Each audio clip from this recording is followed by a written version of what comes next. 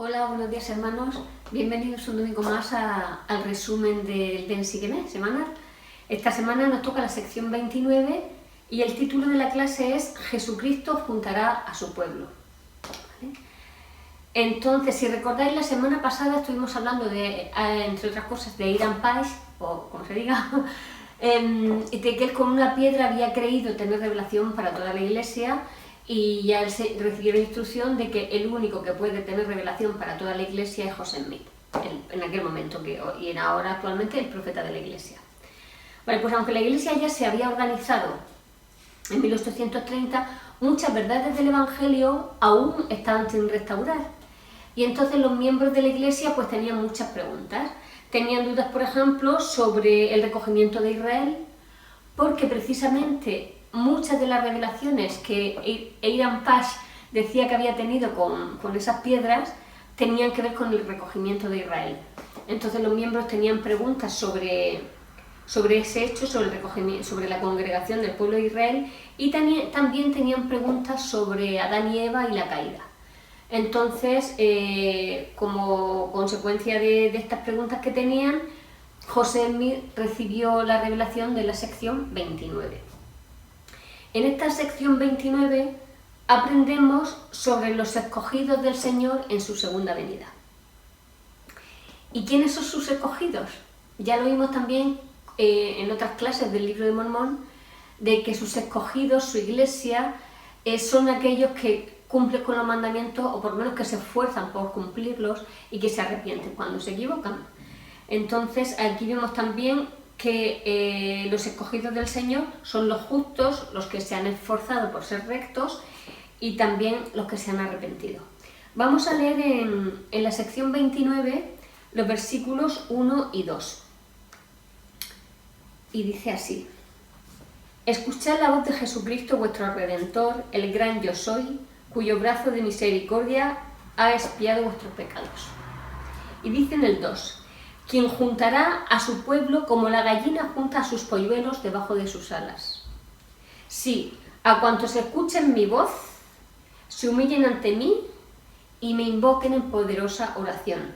A eso juntará el Señor como la gallina junta a sus polluelos. ¿Y por qué lo comparo con una gallina? Porque normalmente el Salvador se ha comparado que la forma que él tiene de cuidarnos y de protegernos se ha comparado más con un pastor, ¿no? Nosotros somos sus ovejas. Pero en esta ocasión es la gallina y nosotros somos sus polluelos. ¿Pero por qué una gallina? Pues seguramente es porque la gallina, cuando percibe algún peligro, cloquea o cloa, hace cloc, cloc, cloc, cloc, que eso se llama clueca. Lo que la gallina hace, su voz es clueca. Ella clueca para llamar a sus polluelos. Y sus polluelos obedientes acuden a la llamada de la madre. Y la madre los está esperando ya con las alas extendidas para que ellos se protejan debajo de sus alas. La gallina no va corriendo por el gallinero a por los polluelos o por el campo si están sueltas. La gallina los llama. La gallina los llama y los pollos obedientes acuden, ¿vale? Entonces, en esto sí que es igual con lo que hace Jesucristo, porque Jesucristo también nos llama y tiene sus brazos extendidos para protegernos. Y de nosotros se pide solamente que hagamos como los polluelos, que acudamos a su llamada. Requiere un esfuerzo por nuestra parte, un esfuerzo que tampoco es tan grande. Es acudir a su llamada y dirigirnos hacia sus brazos, ¿vale? Igual que los polluelos se tienen que dirigir hasta donde está su madre, sin hacer correr a la pobre por todo el gallinero o el campo para ir recogiéndolos. Muy bien. Si os acordáis, la semana pasada en la clase también estuvimos hablando de la armadura de Dios, que también era para protegernos. Y ahora vemos que el Señor también abre sus brazos para protegernos en sus brazos. Con lo cual vemos claramente, y en otras escrituras, que el Señor nos ama profundamente y quiere que nosotros estemos siempre protegidos. Y Él es quien nos puede proteger si nosotros acudimos a su llamada. El Evangelio de Jesucristo, Bueno, antes de esto, hemos leído que Jesucristo nos juntará y hemos visto que era si escuchamos su voz, si nos humillamos y si lo invocamos en oración. Si nosotros no hacemos esto, si nosotros no escuchamos su voz para poder acudir a su llamada, pero no es que no escuchemos porque seamos sordos, sino porque pasamos de su voz. Y si no nos humillamos, es decir, si no nos arrepentimos y si no acudimos en él en oración, pues no podrá recogernos, porque él está así, pero si tú no vas, pues no te puede recoger. Entonces es muy importante que escuchemos la voz del Señor, que así además empieza la sección 29. Escuchad la voz de Jesucristo, vuestro Redentor, el gran yo soy. Si no escuchamos su voz, pues no podremos acudir a su llamada. Vale, entonces, forma parte también quien también recoge, y además es la pieza clave para el recogimiento, es el Evangelio, porque el Evangelio de Jesucristo recoge con su pureza a aquellos que aman sus principios y los siguen. Es decir, los que siguen los principios del Evangelio y aman los principios del Evangelio y los siguen, son recogidos. ¿Y quién los está recogiendo? De alguna manera el Evangelio. Pero el Evangelio no... El Evangelio es, dijéramos, una idea, no tiene más, no tiene materia, es algo espiritual. Entonces dice en el versículo 4, de cierto os digo, sois escogidos entre el mundo, ¿para qué? ¿Para salvarnos solos? Dice, sois escogidos entre el mundo para declarar mi evangelio con el son de regocijo, como con voz de trompeta.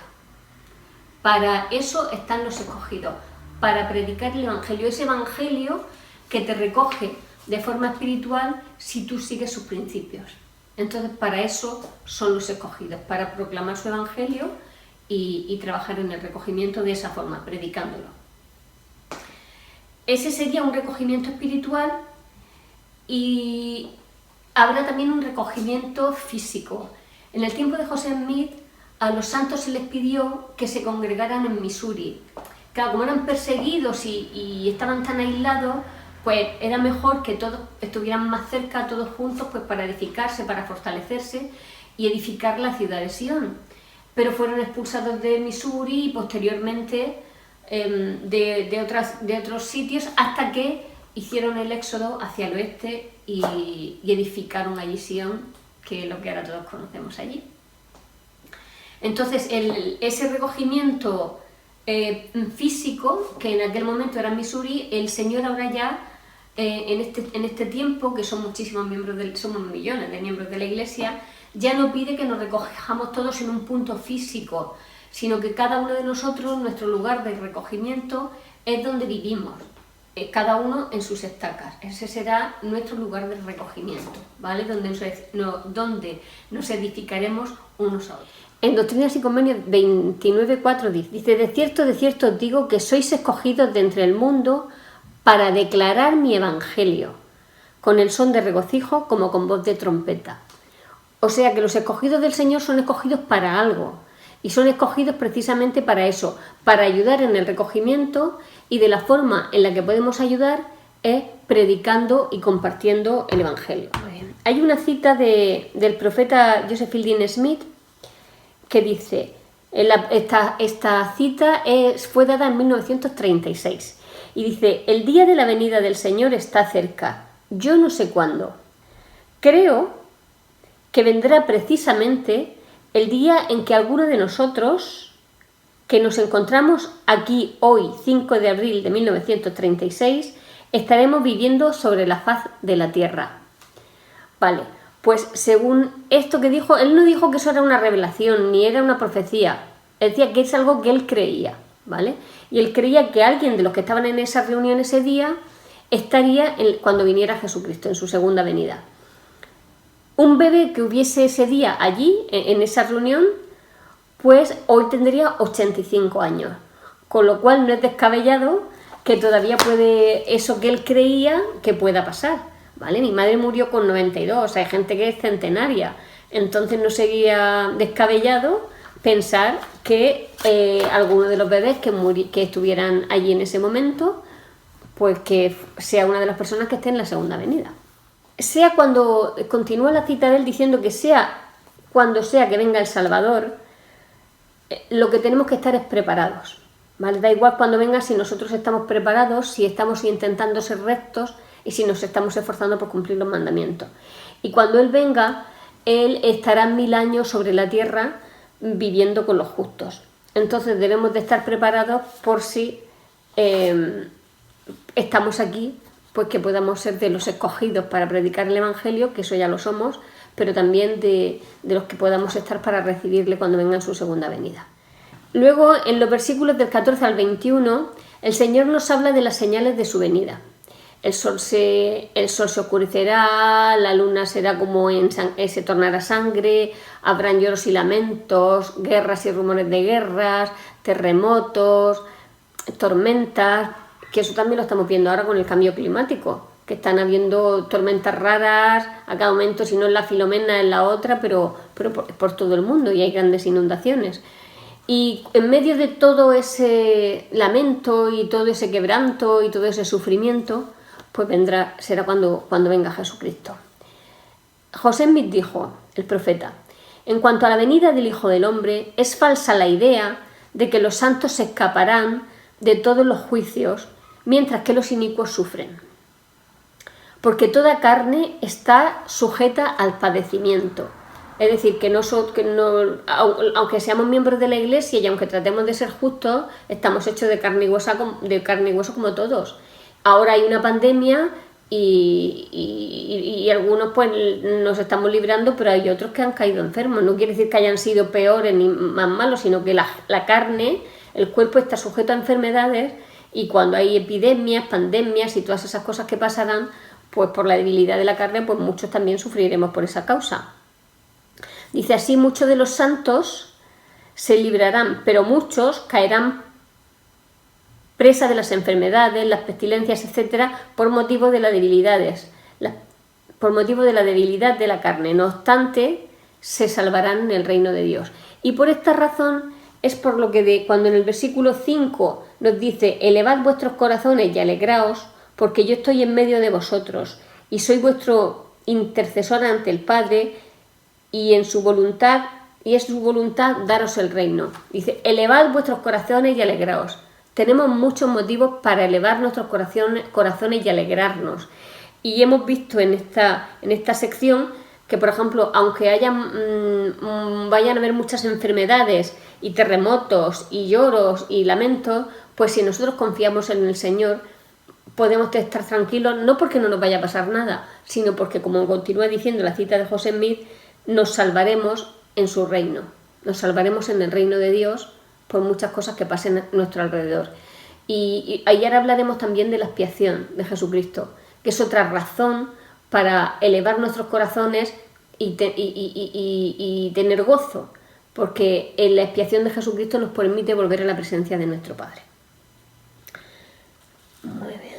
En esta sección se aprende también una cosa muy interesante, y es que todos los mandamientos de Dios son espirituales.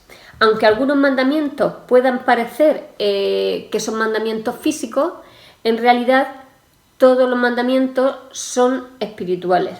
Por ejemplo, hay un mandamiento que parece que es muy material, que es, por ejemplo, la ley del diezmo. Parece que es un mandamiento material, porque lo que nos pide es que de nuestros bienes materiales, de nuestros ingresos, una parte la demos a la Iglesia, la 10ª parte. Más material que eso, pero en cambio las promesas que ese mandamiento lleva son promesas espirituales. El Señor abrirá los cielos y derramará bendiciones hasta que sobreabunden, pero no todas esas bendiciones son para meterlas en la cuenta corriente. Probablemente no lo sean la mayoría de ellas. Serán bendiciones porque dice también que hallaremos tesoros de conocimiento, igual que con la palabra de sabiduría, que también parece algo muy material, pero las bendiciones son bendiciones espirituales. Todos los mandamientos de Dios, todos, son espirituales. Así que cuando creamos que un mandamiento es material, estudiémoslo en profundidad, busquemos ayuda en los libros y veremos como todo es espiritual, todos los mandamientos del Señor.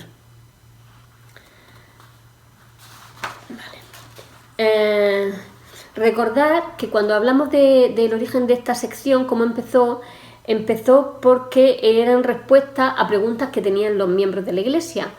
Parte de esas preguntas que tenían eran también preguntas referentes a la caída de Adán y Eva.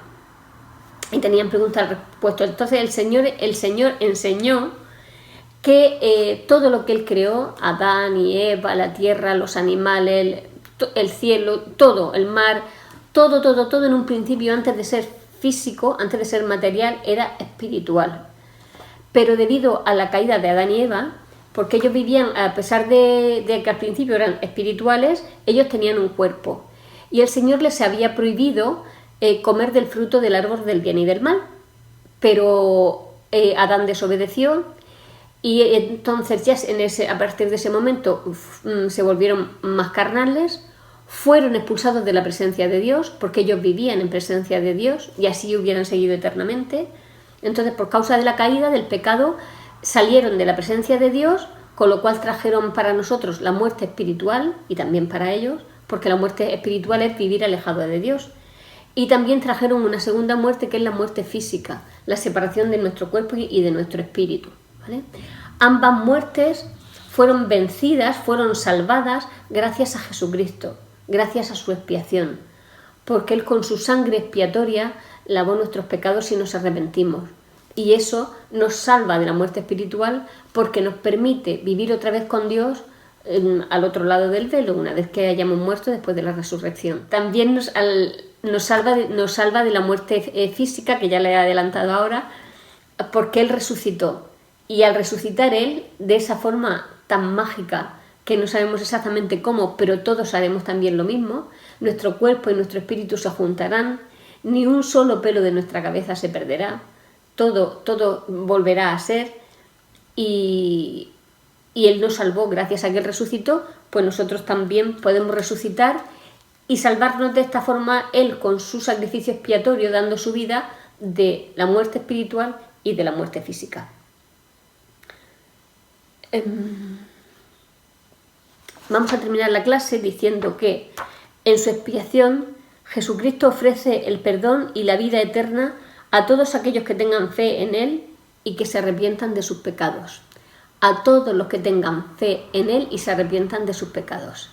Y recordando también unas palabras del presidente Nelson, que dijo que la obra más grande, más maravillosa y más preciosa que se está haciendo ahora mismo en la tierra es la obra del recogimiento de Israel, el predicar el Evangelio. Y que si nosotros queremos participar en algo tan hermoso, pues que estamos invitados y que somos llamados a la obra. Y que por eso el Señor ha escogido a sus siervos, para que prediquen el Evangelio. Porque cuando se habla del recogimiento, lo que se habla es de una verdad eterna. Y esa verdad es que todos los hijos de Dios, a uno y a otro lado del velo, tienen derecho a conocer el Evangelio de Jesucristo restaurado. Y ese es el motivo de la congregación y de los escogidos. Que todo el mundo, todos los hombres, todos los hijos de Dios, a este lado del velo y al otro, tienen derecho a recibir el Evangelio de Jesucristo. Algunas personas a lo mejor pueden decir, ¡ay, qué ganas tengo de que venga ya Jesucristo y así ya los malvados sean quemados como rastrojo y vivamos en paz! Pues José Smith, en su libro de historia, José Smith, dijo que no deberíamos de pensar eso, que ese no es un pensamiento cristiano, sino que deberíamos de pensar que se retrasara un poco más para que dé más tiempo a que más personas se arrepientan y abracen el Evangelio. Ojalá que cuando venga el Señor la mayoría del mundo esté preparado para recibirle y que hayan sido personas justas. Y dejo estas cosas en el nombre de Jesucristo.